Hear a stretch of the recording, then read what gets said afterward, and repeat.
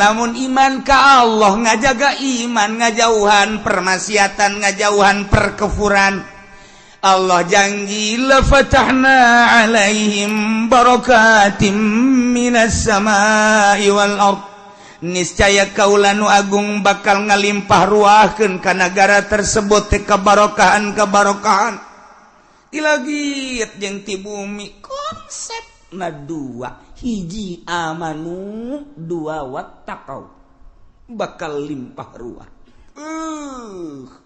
subur mahmurullah jinawi lamun urang nyaritakeun barokah wa asal barokah teh hatina asal kabarokahan teh subutul khair al ilahi fi tetep da kahadean kabagusan bangsa pangeran dina naon bae nu aya di muka bumi ieu ketika urang ningali langit pinuh barokah lantaran langit kahujanan cai-caina anu ngajadikeun kana tatanian jeung jajadian lamun urang nyaritakeun kabarokahan bumi bin nabati jararadi boro-boro nu dipelak nu teu dipelak ge jararadi barokah ngaranna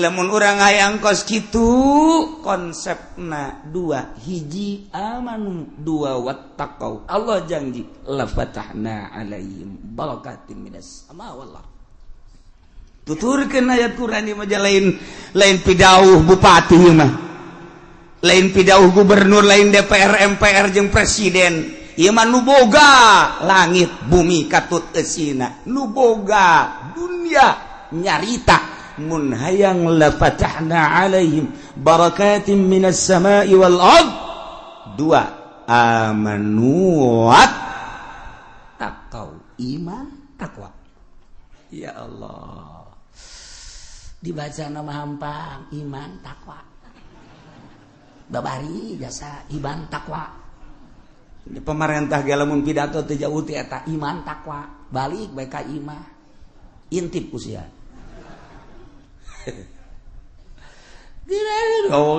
amanu wattaqau ya Allah ya Rabb Masya Allah kuari kaayaan di negara urang teh seperti kieu lamun urang tangga kaluhur langit-langit teu pernah nurunkeun hujan aya ge hujan ulah disangka hujan-hujan anu bagus lantaran ketika hujan teh dibarengan ku kilat jeung guludug perlu ditanyakeun aya konsepna hujan mah diawali ku angin heula lamun hujan anu asli mah diawali ku angin hiliwir kolot baheula mah nyaho beuh ieu teh angin barat kolot baheula mah nyaho ieu teh angin timur nyahoan dina angin eta lah lain sambarangan angin orenganan Allah keur metakeun di luhur mega sia ada lain mega konde mega keur didorong ku angin ku Gusti Allah tadi kamanakeun ieu teh mega sesuai jeung perintah Allah malaikat anu mamawa angin malaikat anu nuduhkeun ka mana angin kudu cicing ieulah angin hujan teh kitu heula sanggeus kos kitu teh engke aya poek di dinya teh aya guludug panjang mun nyaritakeun mapatali jeung ilmu palak astronomi keun mah heula di dinya ke aya guludug nah bakal aya kilat ngagenyai nyai ieu karak hujan mantep ieu mah teu puguh teu karu aya hujan ditanya aya hujan ngeribis teu jauheun teh budak di mamang aya hujan aya gede cenah aya guludugan teu nyahoeun teh mah budak teu nyahoeun balbejakeun wae dia teu nyahoeun odol-odolan di negara nyeun hujan sia emang kumaha gitu ulah panas teuing bae semprot aku hujan tembak sekali nembak sabaraha juta teh Anda kalau menanyakan, hujan ayah, guludugan, kiai, ya, sia, rasakan musuh. Itu kos gitu. Pada dasarnya hujan dia kos gitu. Sebab segala rupa ge kapan ayah sabab-sababna. urang lamun nyaritakeun tentang sene moal ujug-ujug kaluar sene padahal garetan aya korek api aya tetep kudu dicekreskeun ces di deuleuh di jerona aya sabab. Urang deuk kala wudu cai aya beuh di luhur tengna aya kerana aya teu diputerkeun moal kaluar cai sia. Kudu diputerkeun teh aya sebab heula. Kitu keneh hujan. Lamun eta urang nu nyababanana hujan geus sarua. Panjang orang menyaritakeun tina ilmu astronomi perpalakan aya tama kos kitu poe naon nu ngageugeuh poe eta malaikat saha kemudian atuh hujan di bulan eta bakal aya apa henteu urang teh geus teu kudu hese-hese bisa melalui palak bisa melalui urang bebeja ka malaikat nu ngageugeuh dina taun eta pan sataun-sataun taun ieu malaikatna bulanna unggal bulanna geus dipetakeun di Januari ieu malaikatna Februari ieu malaikatna Maret ieu terus ka ditu engke per mingguna aya per harina aya atuh sarua jeung negara urang wau jeung malaikat eta tanya malaikat naon sia tuh tanya ka aing wow henteu naon henteu emang bisa tuh nabi mah bisa wali ge bisa datang ke mana tahapanana emang kumaha kieu urang teh baheula roh teh can make baju ngaranna aya di alam lahut ketika eta roh diturunkeun ka alam jabarut kudu dipakaian alam jabarut ketika di alam jabarut dek diturunkeun ka alam malakut alam malaikat kudu make pakaian alam malakut ketika ia di alam malakut dek diturunkan ke alam mulki ke alam urang make pakaian alam mulki mah pakaian jasad ieu teh pakaian roh urang di alam ieu mah roh kudu make ieu ketika naik ke alam malakut teu kudu make nu ieu roh aya pakaianana pakaian malaikat nang naon cenah teh kiai di jieuna di mana di jieuna di Taylor mana sia mah nyaritakeun Taylor dek mesen burung sia dasar otak ngeres ya mah tuh aya pakaian-pakaian anak urang di alam mulki nyarana ye alam dunia pakaian roh teh awak urang jasad nyarana ketika urang dek naik ke alam malakut teu kudu make nu ieu aya pakaian malaikat naik urang ke alam jabarut tinggalkeun pakaian nu eta kudu ka alam jabarut aya pakaianana urang dek naik ke alam lahut aya pakaianana mantap Kangjeng Nabi teh dibawa ku Gusti Allah dibawa ku malaikat Jibril ka alamna alam malakut make pakaian alam malakut ketika naik ke alam jabarut malaikat Jibril geus teu bisaeun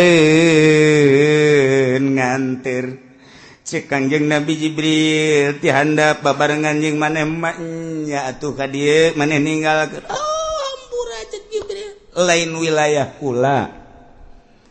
kula mah tuh ti desa anu ka desa anu eta wilayah kula tah mah desa atuh teu bisaeun malaikat Jibril ge sebab teh mah alamna alam jabarut hanya Kangjeng hampura cek malaikat Jibril kurang mah di dieu pakaian kula mah ieu Kangjeng Nabi di pakaian alam jabarut ninggalkeun malaikat Jibril tak naik masyaallah tidinya mangga sewenunya hoiwal ti Gusti Allah naik deui ka alam lahut nyanggakeun sadaya-daya kos kitulah urusan Kangjeng Nabi lamun Kangjeng Nabi ditaekeun ka alam malakut ditaekeun ka alam jabarut ditaekeun ka alam lahut sedengkeun Kangjeng Nabi teh kapan nyarita dina Al-Qur'an pidauh Gusti Allah kan Gusti Allah teh nyaritakeun laqad kana lakum rasulullahi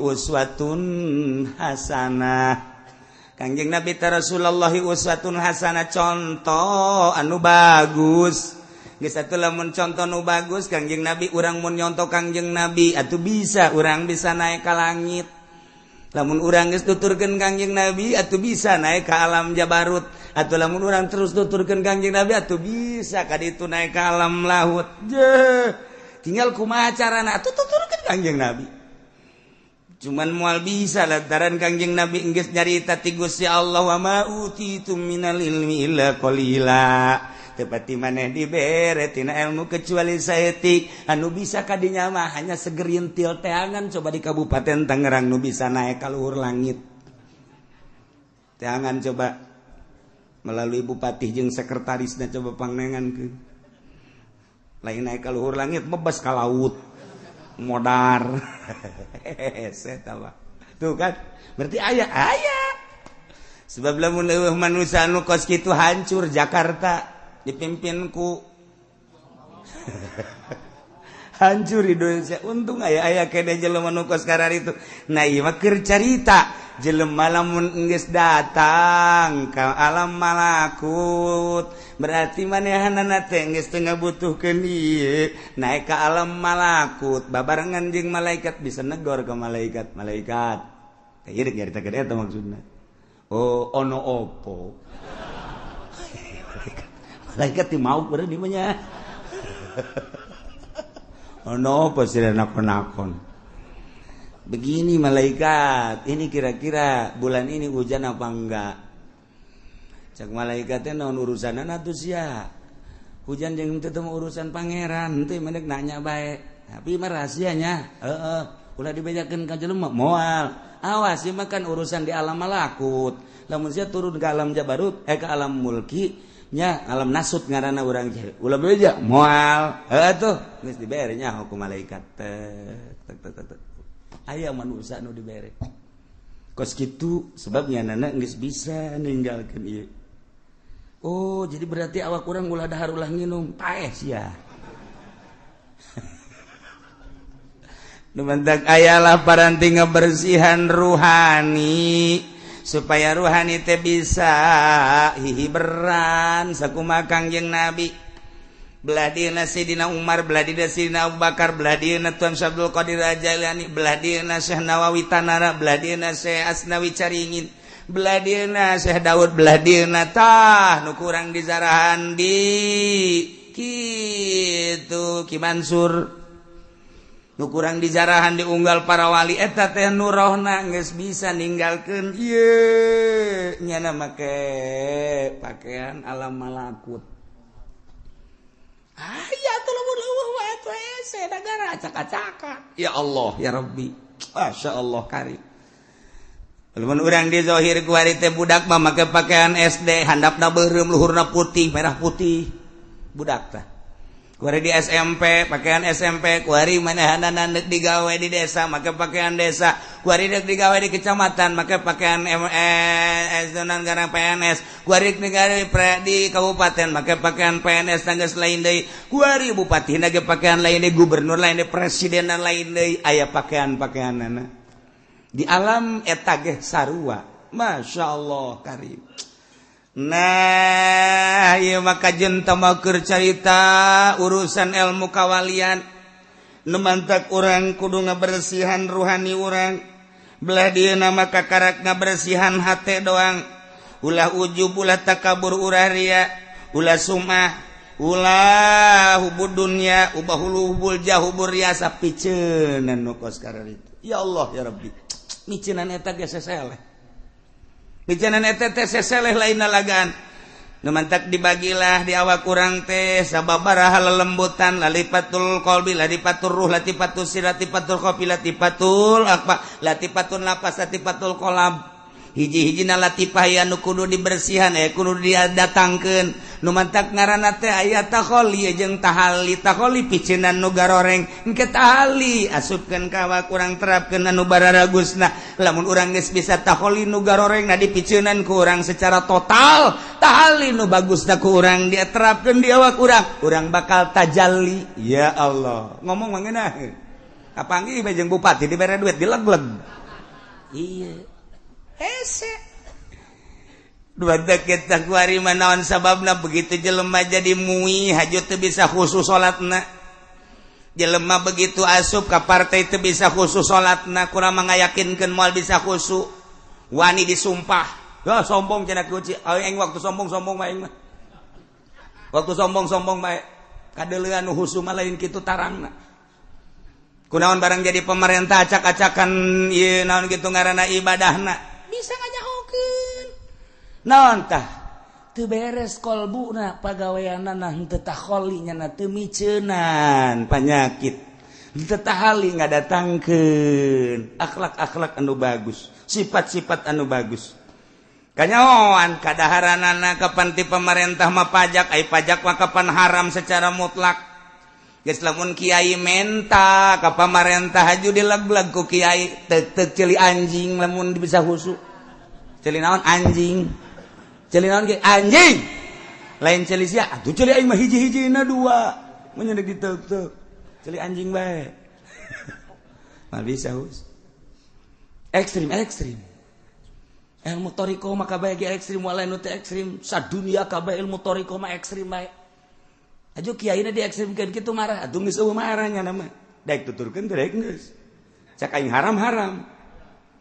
Di cenah kos kitu mah moal maju teman nagara, ih kos kitu haram, pajukeun ku sia, rodaan ku sia nagara dorong. Aing mah lain nyaritakeun maju dek nyaritakeun bersih roh sia. Dek nyaritakeun kamajuan mah teh mah apruk-aprukan ngaranna. Aing ge ngarti. Bons. Ya ceritakan kebersihan tuh. Ketika orang dibere ku pamarentah cokot dapil bala bagikeun ka batur. Ulah didahar. Je, sok urang dahar. Ye cenah kiai emang nu kitu teu meunang. Henteu carita meunang teu meunang sia mah hayang meureun nya. Talian sia ku aing. Ieu mah keur carita deung kebersihan. Tuh lamun urang salaman dibere bagikeun. Ulai kaduhung, maka kaduhung amat gede tuh. Malhusu tuh bahasa Surabaya, maning leg-leg. Picet, guys, aing tanya. Kitu kene duit-duit anu urang rada mang-mang, ulah. Dahareun gitu kene. Mulai urang salat ka Allah, rada ngeunaheun ge. Allah, nikmat. Tuh, terus beki dipikiran beki cibet ku hari. Nyaetikeun geus bisa kos kitu nyaetikeun saetik urang masuk nyaetikeun teh di hareupeun jelema lamun dihareupeun tamu cemi ya sadaharna tilu ieu na ge tilu set deuk kadeuleula saeutik mah cak tabu teh hebat amat mah kiai geus zuhud jasa hebat kana dunia geus tamu balik bae dahar deui cak pabajikan lah kaji kok dahar deui tadi aing nyabaturan tamu abeh ku pajar tamu pajar tasawuf saeutik jadi loba kuari loba tuh kuari mah boho itu biasa tah eta kan bloon eta kiai geus apa adanya bae gembul biasa malah urang teu gembul ge di hareupeun jelema mah gembul bae batur can nambahnya nambah deui orang kabiasaan kos kitu bae. Udah dia menyaritakeun ngabersihan kolbu lain bantrak-bantrakeun. Hese tapi kudu emang kumaha gitu hayang nyahol lazatna ibadah khususna salat. Atuh kudu kos kitu kajen kumaha ge. Puasa bae tapi bukana teu beres moal aya lazat. Urang puasa bulanan tahunan tapi duit pamarentah dileg-leg bae, duit ti dia dileg-leg bae teuk datang ka khusu bae. Lain cak kula, cak Imam Ghazali. Kula mah nyambung lidah doang. Cek Syekh Athaillah nu boga hikam kula mah nyambung doang cek Imam Kusyairi nu boga Al-Kusyairiyah kula mah nyambung doang sakadar nyampaikeun doang nang macaan kiai na geus ulah nanyakeun aing ja sia mah sia bae aing mah aing ih engke beda urang lamun heuh nya surtil ngaranna filter dengan sendirinya mentak cek dina hikam ulah nyaritakeun nyieun kolong nyieun bae bale kolong bakal aya sorangan ulah ngahaja nyieun kolong ai bale teh diberesan atuh mah aya kolong-kolong asal nyieun bale kolong aya asal nyieun bale kolong aya atuh asal dibersihan eta khusu aya asal dibersihan marifat aya gitu bae teh mah otomatis sama ngaranna injection. Saya yang serikeun aing.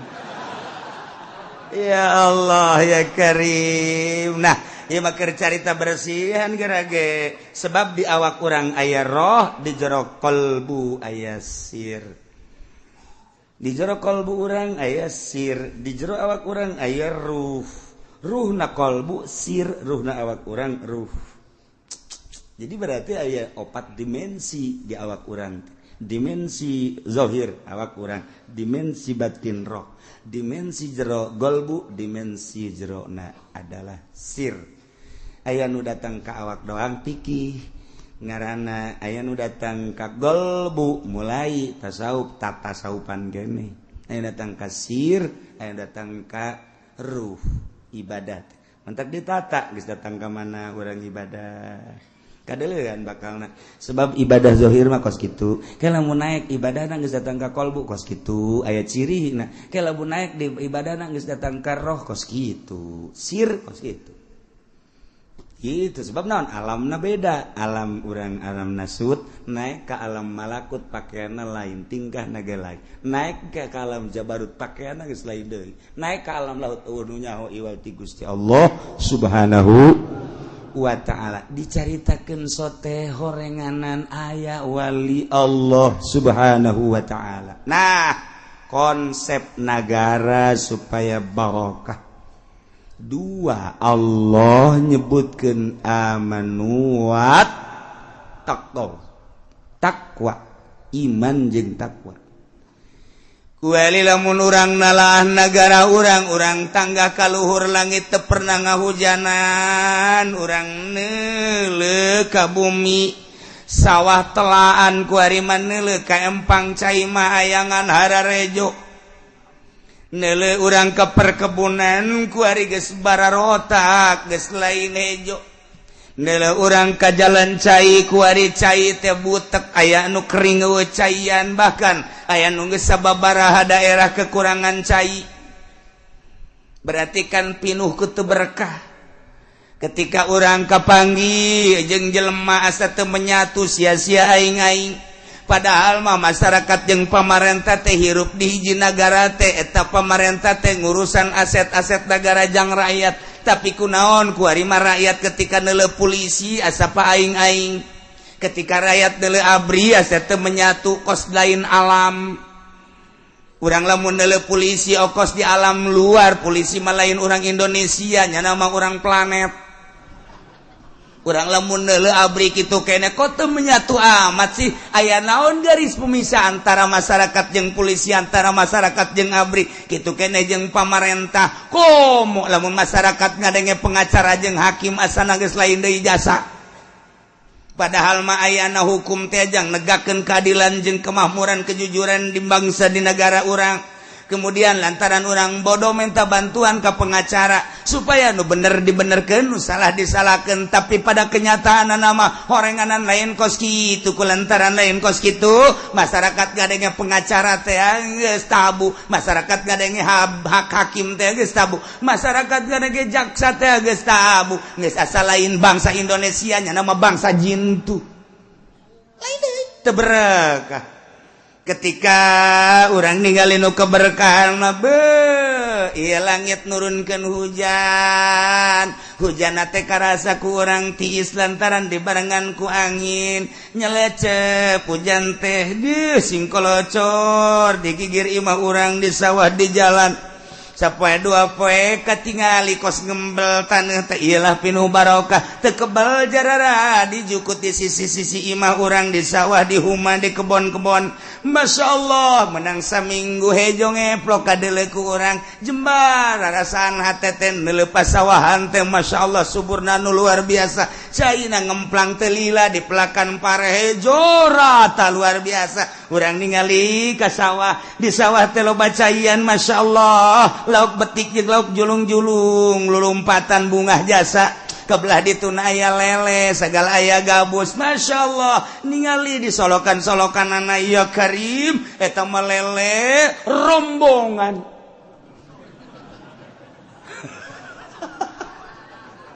pika-pitaeun budak agon tidinya rencana budak di sawah itu teh jalauk betik jeung betok sakitu lobana kabeneran sawah teh belah dituna mah teh dipelakan lantaran jero yu urang tahu coba bebejakan nu boga sawahna mang ja ieu mah henteu kapelakan ku kula dek ditaunya henteu nanaon atuh ke bagi dua jeung mamang masalah geus mang ditau ya Allah keplok Masya Allah eta lauk datangna ti mana araraya nu betik nu betok julung-julung balik ka imah subur ngaranna penuh barokah. Ya Allah ya Rabbi, mancing cari tanah cek asal diturunkan pancing, tabut asal turunkan pancing ayaan. Epan hiji menang 5, ieu mah epan 20 tuh menang hiji acan. Teu berkah teh ngaranna kos kitu tah. Loba teuing epan batan menang. Ieu mah epan hiji. Masya Allah, kolot baheula ditahan ku urang sing ades ya. Epanna kade belah, make ulah make curug. Eta teh ulah make peso, eupana teh kudu dipotong, kuduna make awi, hayang meunang masih tuturkeun kolot baheula ulah make curug, ulah make peso, make awi, tet aya parantina. Sok gara ciduhan heula memehna eta pancing teh, tuh sok asupkeun, beus geus diasupkeun ciduhan teh tug bae. Kaduh memeh dikahandapkeun lauk geus kieu bae. Berkah teh ngaranna. Iya mah mancing sakadaek-daek diasupkeun pancing kieu ti isuk datang ka asar teu meunang hiji-hiji acan. Pas dek balik menang, alhamdulillah lele hiji bunga ngolosot deui. Ngandongengna doang ka pamajikan we meunang ka munang hiji. Aju mana ngolosot deui. Teu kudu bebe jatuh kos kitu mah. Teu berkah karana kos kitu. Tuh beda berkah. Ya Karim. Udah jaman nyari tangga dog, geludug aya deui geludug nyanya turun deui hujan. Masya Allah. Di luhur turun hujan nu mawa barokah tanah embel ngajadikeun segala rupa. Masya Allah. Pare jaradi nu dipelak ku manusia, jagong jaradi nu dipelak ku manusia, kitu kene kacang, kitu kene cabe jeung sajabah-sajabah nu dipelakna jukut jeung segala rupana. Pan aya sapi, aya munding, aya domba, beuh luar biasa poharana. Siraru daratang bagian hayam coba eta. Kabagian kabeh berkah ngaranna geus hayam jeung hayam teribut lantaran loba siraru loba simeut. Kitu keneh manuk teu kudu malingan pare lantaran simeut ngararapung. Manuk cukup ngadaharan simeut doang ge. Simeut boga dahareun loba ambalaya. Hayam kitu keneh geus puguh munding sapi jeung ka kebon munding wah lain lalagaan. Eta bajukut geus teu kadahar ku hewan-hewan pare ge kitu keneh jagong cabe berkah ngaranna. Itulah keberkahan. Ayang berkah kos kitu konsepna naon Kiai? Ulah nuturkeun pamarentah, konsepna nuturkeun Al-Qur'anul Karim. Mana? Ieu walau anna ahlal qura amanu wattaqau lafatahna 'alaihim barakatim minas samai wal ardh. Kararitun teh si manusia nyaho teh si nyaho kitu henteu lolobana kumaha walakin kadzdzabur rusul fa akhadnahum bima kanu yaksibun. Tetapi lolobana manusia mah geuningan ngabohongkeun ka para rasul nu bara heula, kabladina ngabohongkeun ka para wali-wali Allah, ka para ulama. Kulantaran teu ngadenge ucapan-ucapan ulama atuh fa akhadnahum ku Gusti Allah disiksa. Allah nyiksa nabi makanu yaksibun ku kakufuran anu kunyana diusaha ku kitu permaksiatan nu kunyana diusaha ku ari dipigawe pam-pam ku manusia di Indonesia ku masyarakat mabok. Iyalah Allah nyiksa bimakanu yaksibun ku mabokna manusia. Ku ari masyarakat Indonesia teh judi, iyalah nu bakal disiksa ku Gusti Allah ku pagawean judina. Pagawean zina ku ari iyalah Gusti Allah bakal nyiksa ku zinahna para masyarakat. Gusti Allah teh bakal nyiksa ku pagawean bangsa, ku pagawean umat lantaran korupsi. Pemerintah korupsi, masyarakat maling, atuh sarua bae ngan beda bahasa. Iya Allah bakal nyiksa. Ulah kaget lamun ku ari teu diberkahkeun negara Indonesia nu sakieu suburna.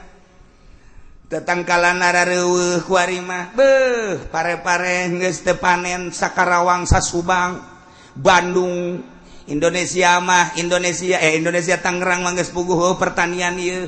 Tapi kapan aya sabaraha kontrakan ku ari anu ditutup we nu ngontrak teu berkah kan ngaranna. Teu berkah ku ari. anu boga 50 kontrakan kuari aya anu 10 doang anu ngesi 40 barang ditanyakeun lantaran pabrikna gulung tikar balik teu berkah. Aya deui pengontrakan nu belah ditu eusi namangan unggal kontrakan loba nu maling bae pindahnya ka kontrakan lain teu berkah. Sarua bae. Ieu geus teu berkah ya bakuari. Ya Allah ya Rabbi. Nah, urang lamun neuleuh di Indonesia lamun urang ningali ka India kamari kapanasan 4.000 nu pararaeh sabada kapanasan kuari dihujanan ku Gusti Allah geus 2.500 nu paeh. Mejeunana. Pakistan kamari 2.500 keur panas maeh kuari dihujanan ku Gusti Allah 1.000 nu paeh. Hitung ku sia teu kudu make kalkulator 1.000. Kashmir deui geus aya hampir 1.000 nu paeh. Dah pararaeh. Padahal malamun ku urang dihitung eta teh derajatna kakarake 49 derajat can 50. Saudi Arabia mah geus mencapai 50 tapi henteu naon-naon siksa mah geus kitu. Aya naon eta di India? Nu nyaho. Iwal ti jelema nu nyaho. Aduh, heses yang masih ngomong.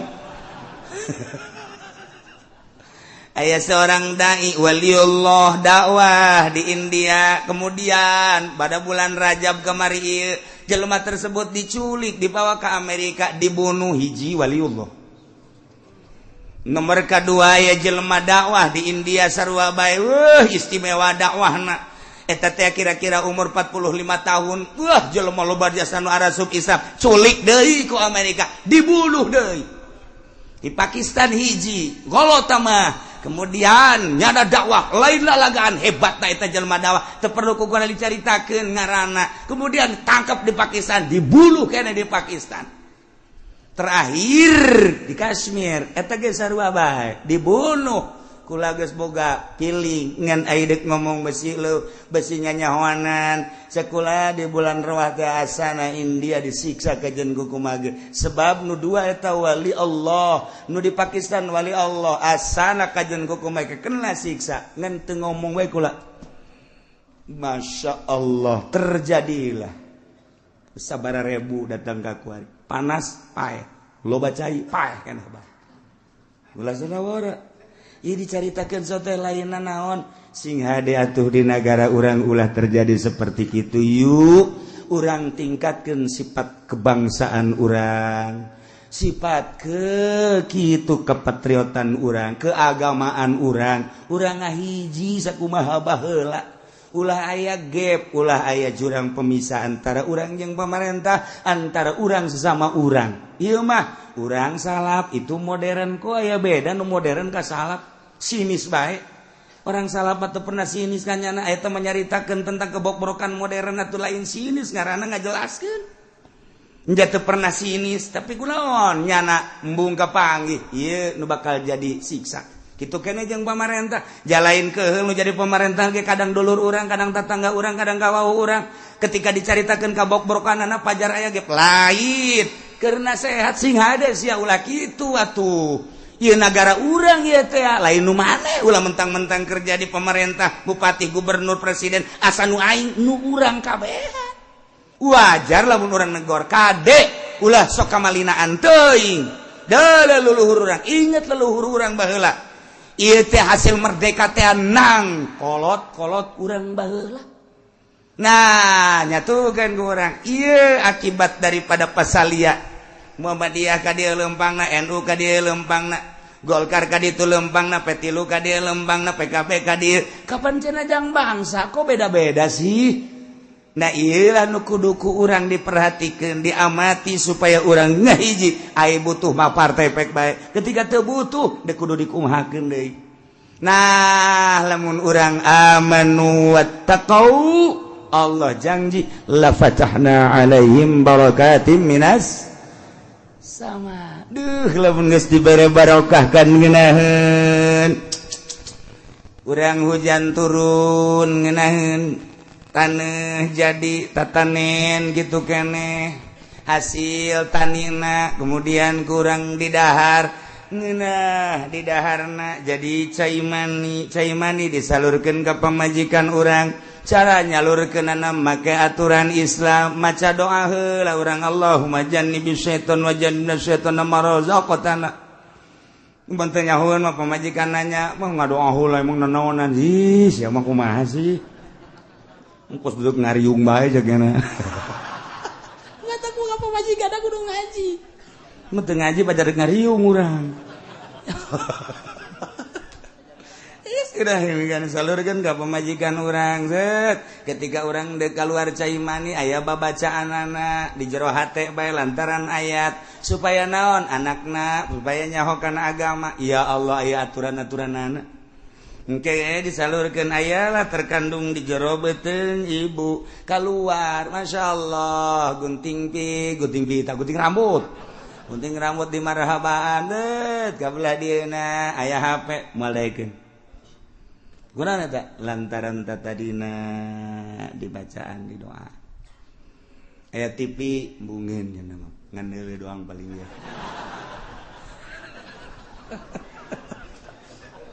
Ieu mah nu mantak anak kurang gede can sakola geus sayang meuli HP. Kemudian dibelikeun jamarah bae main internetnya na di HP ge. Wih luar biasa. Kabelah dieuna bisa muka sorangan tek nu susu teh nu ping-ping teh budak leutik eta teh kos kitu geus teu bisa ditahan ku kolotna kolotna mandi kunya ana dipoto tolong teh coba blon teh anak nu kos kitu coba ulah ngabloonkeun ka anak baheulana teu ngadoa geus kulantaran teu ngadoa atuh anak setan pan setan teh bebeja ka gangjengna ka Gusti Allah Gusti hari abdi teh bagian pamajikan abdi di mana atuh Gusti? Teh dijawab ku Gusti Allah. Setan nunjukkan ke Gusti Allah, Gusti, ai pamajikan abdi di mana? 3 kali kakarak cek Gusti Allah barengan jelema anu jima jeung pamajikanna teu maca bismillah heula teu ngadoa ka aing. Mentek ketika aya lalaki teu maca doa heula teu maca bismillah heula, eta teh horenganan bareng jeung setan ketika keluar anak-anak setan. Geus ku ari nu mantakna aya nu nonton TV bae atuh pantes lantaran anak jurig. Ge, sia nu kumaha? Lah cenah kiai ulah kaget jakulana ge jurig ai kitu onang. Komplotan jurig kabeh burung. Laila konsepna walau anna ahlal qura amanu wattaqau dibulak-balik supaya urang teh ieu bisa ningkatkeun iman urang bisa ningkatkeun takwa urang ka Gusti Allah. Abe ku Gusti Allah diturunan janji Allah la fatahna alaihim barakatim minas samai wal ardh.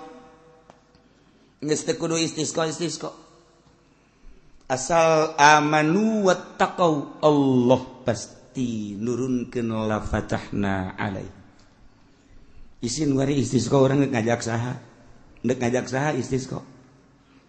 Ndek ngajak saha? Pad istisqa mah instruksi ti pemerintah.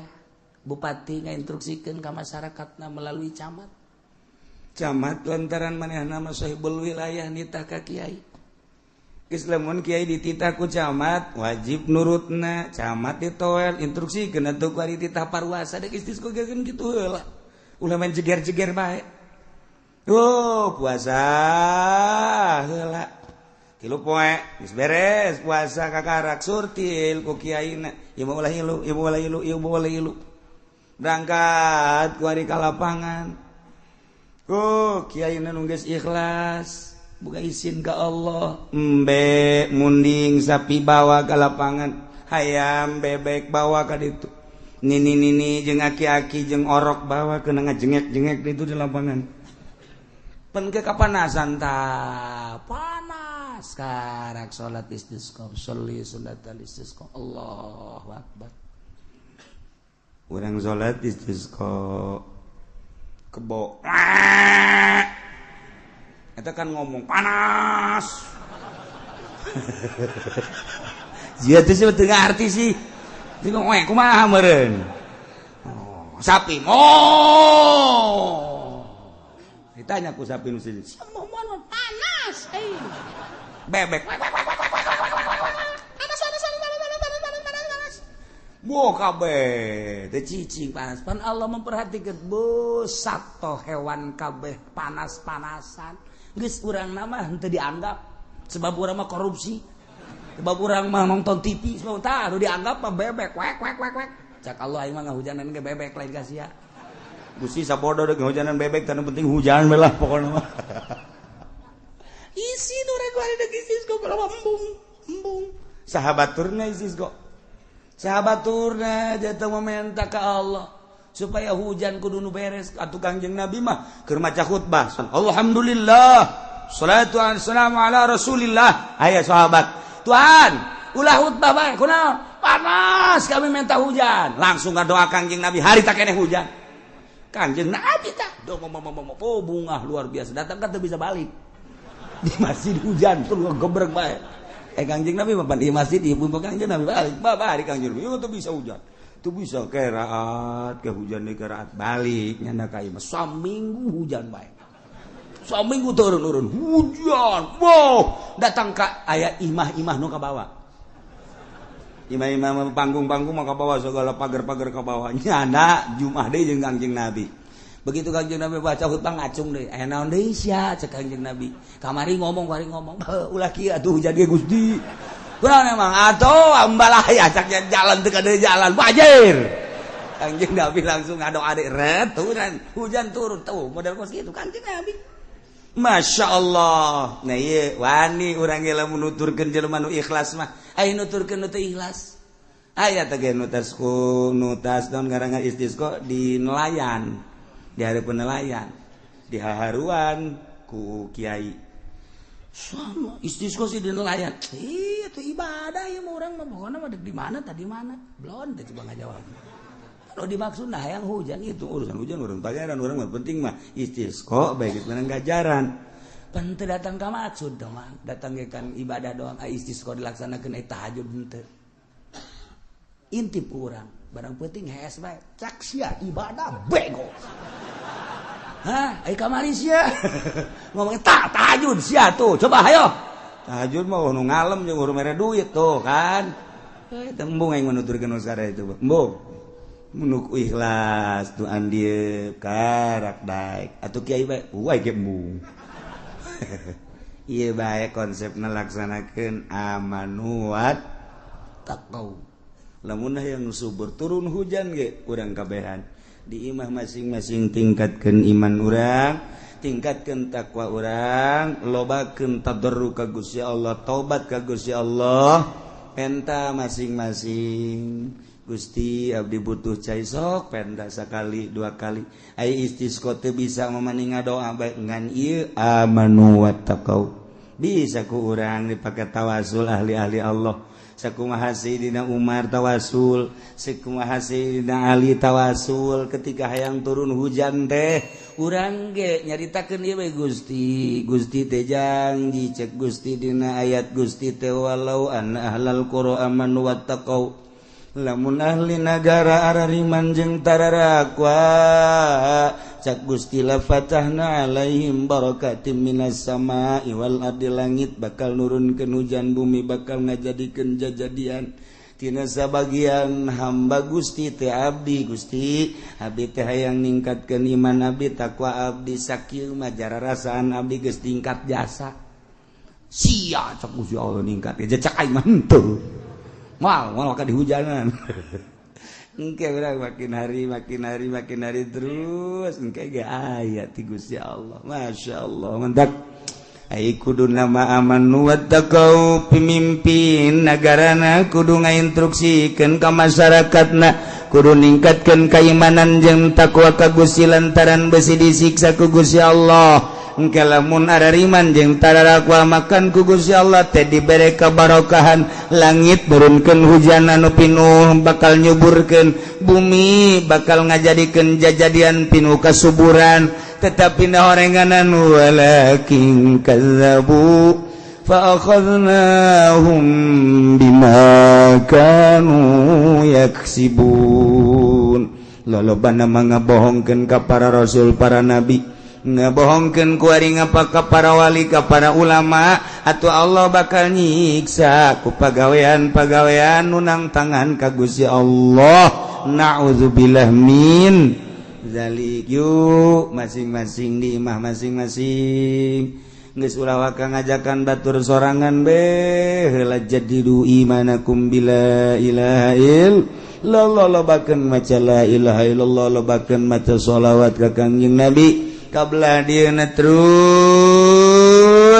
tingkatkeun katakwaan urang ka Gusti Allah mata urang takwakeun ka Gusti Allah ulah didelekeun kana paharaman-paharaman ceuli kitu keneh irung sungut kitu keneh tujukeun ka Gusti Allah kadanan para wali mah geus ninggalkeun alam ieu naek ka alam malakut pakaianna geus pake pakaian malakut dementak lamun malaikat meneuleuh ka roh neuleuh ka roh-roh nu aya di kuburan malaikat atuh urang lamun geus aya di alam eta bakal neuleuh ka roh sakumaha nu kukula sering dicaritakeun Mama Sobari Cilimus keur mingguan pan kieu tangga kaluhur innalillahi wa inna ilaihi kaget pan jamaah kabeh naon mama roh Mama Ilyas Banjar naik ka langit pupus eta bisa kadeuleuh hujan bisa kadeuleuh Haji Pendiki kabarieun heula kuntilanak meureun sabangsa manan kitu ge nya tak bisa deuleuh roh lain sabaragan berarti kan hamba Allah aya nu bisa contoh Mama Sobari teh murid Mama Khalil Bangkalan ai Mama Khalil Bangkalan murid Syekh Nawawi Tanara ai Muhtanem Syekh Nawawi Tanara murid Ki Hamid Khatib Asambasi ai Ki Hamid Khatib Asambasi murid Syekh Samsudin ai Syekh Samsudin terus kata Tuan Abdul Qadir nu mantak bararsih batur mah tuh bisa kadeuleuh geus ieu mah keur carita mun geus aya di alam malakut ninggalkeun alam ieu bakal kapanggih urang jeung roh bisa ngobrol urang mun zarah ngobrol Assalamualaikum woi apa kabar baik-baik saja caknya teh oh iya bagaimana di sana itu bagaimana keadaannya wah gersang sekarang iya ngobrol orang dirinya emang ngobrol lah gitu tuh lain kayak siapa datang ke kuburan gitu hayang pajar hebat takol habak itu kudu ngomong kos gitu di roh mah roh jeung roh ngaranna gitu lain mah kayak iya ngobrolna urang ngadang udah ngadinya tek we oh geus bae urang mah cicing troh ngobrol gitu tek besi aya di kuburan nu ngahaneng we eta okos naon eta geus ulah dibejakeun lah pokona mah eta jara keur ngobrol tah engke ge haju aya engke ge sejarah aya saya tadi ngahaneng kana beuh masyaallah kunaon aing kapanggih jeung uyut heuh lain jeung malaikat lain aing jeung uyut cakena teh itu sih mah dasar dukun beureunan nyaho aing dukun nyaho lain cakena teh pokon uyut bae aya kapanggih jeung uyut urang tah jeung malaikat mah kos kitu tek-tek bae kalem geus buat kudu bebeja teu meunang bebeja itu teh masing-masing rahasia pribadi. Oh, kos gitulah lain make ieu. Lamun make ieu mah ngaranna alam nu ieu. Alam itu mah alam malakut teu kudu. Sebab urang kaambe ku malaikat seungit, urang maca sholawat kaambe, urang maca Quran kaambe ku malaikat. Urang mah kadenge ku ceuli ieu, ku malaikat mah di luhur langit kadenge. Urang zikir tengah peuting malaikat nonton di luhur langit. Urang tahajud tengah peuting malaikat nonton. Nyahoeun malaikat moal kaliru komo Gusti Allah. Masyaallah nu mentak disebutlah ku malaikat ketika aya jelema hudang peuting zikir tahajud azim. Indal malaikat di alam malakut pada bebeja euy si anu deuleu ge kepeuting deuleu ditonton ku mana ijah malaikat kabeh di alam malakut teh ngahebat-hebat ngaagung-agung henteu kudu ku urang dinaon kitu ngaran diberitakeun di media teu kudu waduh di orbit teu kudu cak malaikat coba tatanggana deuleu di nonton TV cak kana waduh, keur nonton bola. Malaikat yang ngobrol, pan kiai sih nonton bolanya. Malaikat mah ngobrol. Malaikat, tama kiaina sih kiai kos kitu tamanya. Urang turunan galedeg yuk. Malaikat, perintah ti Gusti Allah. Ieu keur carita, jauh kitu nyaho teh sebenarnya mah. Ya Allah fa'amilul qura wallahu a'lam